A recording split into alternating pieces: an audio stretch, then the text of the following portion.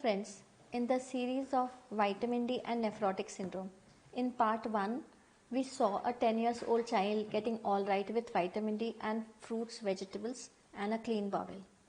In part 2, we saw that vitamin D is low in all the nephrotics and that nephrotic patients keep losing vitamin D and vitamin D binding protein in urine, and most importantly, when vitamin D is supplemented, the proteinuria decreases.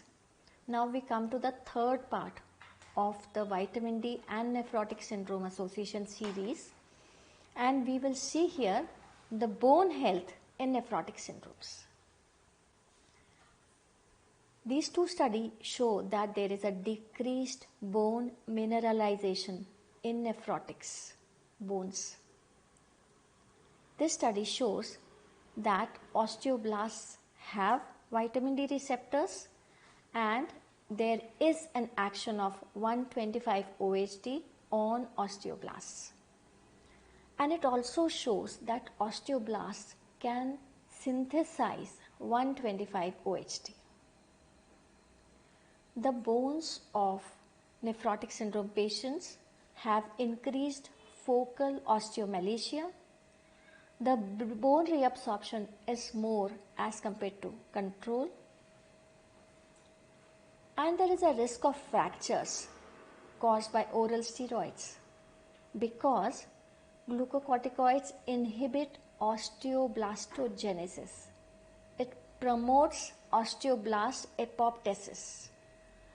It promotes osteoclastogenesis, and the result is decreased bone formation. So friends, there are three hammers being hit on bones of nephrotic children. First is impact of vitamin D deficiency in them. Second is the repeated exposure to glucocorticoids. And third, and the worst, is growing bones require more proteins, vitamin D, and all other essential elements. In adults, they found that the bone mineral density was less when these were treated with steroids in nephrotic state with high dose steroids. This is our country's study in which two groups were made. First one was given steroid with vitamin D and calcium. Second was given steroids and B complex. And they showed that first group had a better bone mineral density as compared to the other. And the thought process goes like this, that vitamin D deficiency is progressive in nephrotic syndrome because children keep on losing protein, keep on losing vitamin D and vitamin D binding protein. There is recurrent steroid damage, we know. Growing bones need more, we know. On top of that, there is less of outdoor activity in these patients and the diet is poor. So less of proteins and calcium and other essential elements.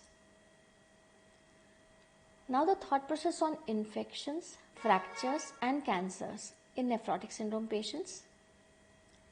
Friends, steroids lower the immunity and promote infections, fractures and cancers. And with each episodes of nephrotic syndrome, vitamin D is lowered, which again promotes autoimmunity, and the patients are again subjected to steroids, and again the infections, fractures and cancer risk is increasing. So I give a hypothesis that putting a child only on fruits and vegetables, cleaning the bowel with lukewarm water enema every 6 hourly or 12 hourly as the patient's requirement, normalizing vitamin D levels to 70 to 150 nanograms per ml will control the autoimmune damage done to the kidney filter, more specifically the basement membrane of the glomerulus. It will decrease the steroid use And this therapy may come out as a complete answer to all the facets of nephrotic syndrome child. Thank you so much for that patient listening.